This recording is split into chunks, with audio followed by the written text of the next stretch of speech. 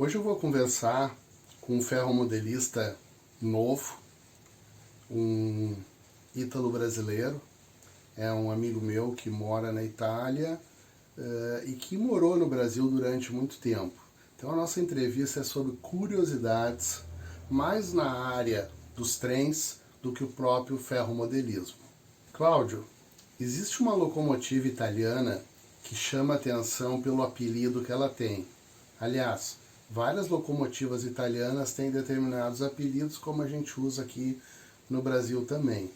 Eu me refiro à E444, que é conhecida como Tartaruga. Por que a locomotiva tem esse nome? O que tu pode nos contar? A loco italiana che interessa mais era a Tortuga, a E444, che foi a primeira loco a ter stores a 200 km horários, era a antecedente a alta velocidade, que permitia de treinar com trens de 15, 18 carros a velocidade máxima admitida no trecho de Roma a Florença, que era já alta velocidade. O primeiro trecho na Itália, de 264 km. Um outro trem que chama muito atenção aqui no Brasil, para quem gosta de trem de alta velocidade, é o Ítalo. Pelo desenho, pelo formato, as cores e tudo mais. O que tu tem para nos dizer a respeito de Ítalo? O trem Ítalo é o concorrente principal do trem da Trenitalia. Ele é composto atualmente de uma companhia de aposentados norte-americanos que compraram ela 2 anos atrás de um grupo italiano. Ele tem bastante serviço bastante bom em concorrência e permite também de atingir quase todas as localidades italianas onde vai também o Trenitalia.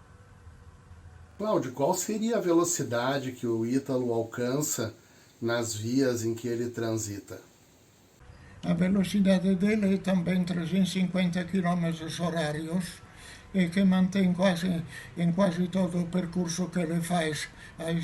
Só as exceções de uns trechos ainda não a alta velocidade, porém com linha, com traçado para até 180 km por hora. Que eu me recorde agora, Cláudio, isso é uma outra pergunta que é interessante.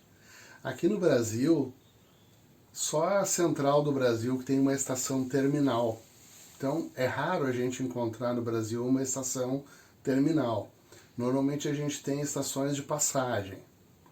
Na Itália, a existência de estações terminais é mais comum. O que tu tem para nos dizer a respeito disso? Como é que essas coisas ocorrem aí? Né? Por que ocorrem aí? E parece que está havendo uma transformação também na Itália com relação a estações de passagem ou terminais. O que tu pode nos contar? As estações chamam-se terminais. Na Itália tem bastante, tem até mais ou menos 25. Porém, a mais importante naturalmente são Nápoles, Roma, Florença, Milão, Veneza, Turim. Agora acontece o seguinte, que em todas estas estações estão fazendo modificações para evitar a inversão do trem que passa, por exemplo, no caso de Roma para Milão, em Florença tem que fazer a inversão de marcha porque é estação terminal. Então aí gasta, pelo menos gasta 8, 10 minutos. Além de tudo, tem que o traçado é ainda o traçado antigo que entra nas estações, por modo que tem que modificar este. E alta velocidade não deve ser considerada de ponto a ponto, mas das estações mais periféricas até a estação mais periférica. Porque desde a estação periférica à estação central é ainda o antigo traçado que não permite alta velocidade. Cláudio, muitas vezes quando a gente conversa, tu conta aí das tuas experiências no Brasil.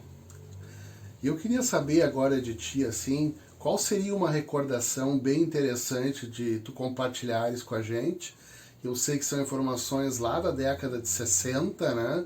Mas é um histórico legal e a gente está fazendo essas perguntas, inclusive, porque tem muitos modelistas aqui no Brasil que gostam de modelar uma determinada época, uma determinada situação, em um determinado lugar.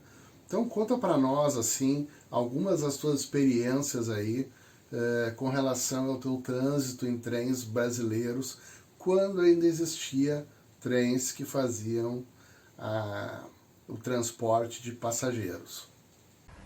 A melhor recordações do trem, ainda quando cheguei no Brasil em 1956, era ainda a antiga Maria Fumaça, que saía do Rio e ia até Vitória do Espírito Santo. E também tem, me lembro muito bem, os antigos trens que chamavam-se Cruzeiro do Sul, que ia do Rio para São Paulo, era o trem de luxo dos carros Bud inoxidáveis, e o Veracruz, que era o Rio, Belo Horizonte, sempre com carros Veracruz, carros inoxidáveis. E até eram tracionados do Rio até Barra do Piraí, 109 km para uma V8, como aquelas da Paulista. E depois era tracionada por diesel elétricos. Interessante que foi que tinha uma locomotiva a vapor que fazia de Barra do Piraí até Belo Horizonte, que era um presente do rei da Bélgica. Era antiga, chamava-se como uma Miss Brasil, não me lembro qual é o nome dela. Ed era uma locomotiva muito bonita, muito boa, que penso agora deve estar no pátio de Santos Dumont, em Minas Gerais, e deve estar meio estragada. Ela foi recuperada totalmente, mas depois não sei porque foi deixada para estragar. Então é só, praticamente só sucata. Tem outra locomotiva Pacific igual a ela, que está no pátio de Guararema. Guararema no estado de São Paulo, no trecho São Paulo, Rio de Janeiro. Então é que ela faz trem, cada semana faz trem turísticos, muito interessante pelo percurso que faz até Mogi das Cruzes. Outro trem que era muito interessante naquela época era o trem que coligava São Paulo a Porto Alegre. Naquela época eram 2.200 quilômetros, porque o percurso fazia até Ponta Grossa, União da Vitória, Marcelino Ramos, Passo Fundo, Santa Maria, e depois em Santa Maria tinha a inversão para chegar em Porto Alegre. O percurso demorava mais ou menos de 3 a 4 dias, se todo ia correr bem, naturalmente, porque naturalmente naquela época tinha muitas atrapalhações no caminho. E esse trem saía 3 vezes por semana de São Paulo, a 16h30 da estação Sorocabana Júlio Prestes.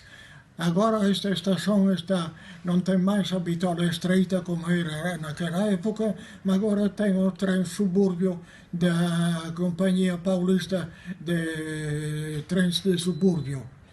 A bitola larga, naturalmente, com todas modernas composições. Bom, uma outra coisa que é interessante da gente saber é qual seria a locomotiva que tu tem para destacar aqui no Brasil, daquelas que tu utilizou aqui no nosso país. Então, assim, qual seria a locomotiva preferida do Cláudio? A locomotiva mais interessante que eu conheci naquela época era a V8, chamada, escandalosa pelo barulho que fazia, da Companhia Paulista e da Estrada de Ferro Central do Brasil. Depois tinha também a locomotiva elétrica Lobinha, aquela que fazia de bitola estreita, que tracionava os trens que iam para o interior de São Paulo, e naquela época tinha tração elétrica até Assis e Ourinhos. Agora, naturalmente, a tração elétrica não tem mais. E naquela época também iniciava até Itararé o percurso elétrico do trem que ia para Porto Alegre. Depois era Maria Fumaça ou diesel, conforme o que tinha à disposição. Esta é a coisa. E depois tem também outras locomotivas interessantes.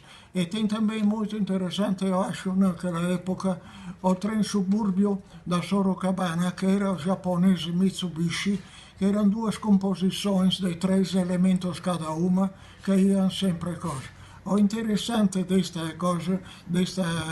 composição era o seguinte, que o sexto vagão era reservado para mulheres. E o homem não podia trazer. Eu trazi por engano.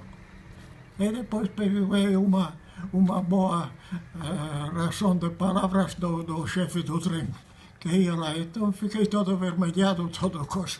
Isto. Bom, essa entrevista do Cláudio é uma entrevista bastante interessante para mim. A gente tem um conhecimento aí já de alguns anos, né?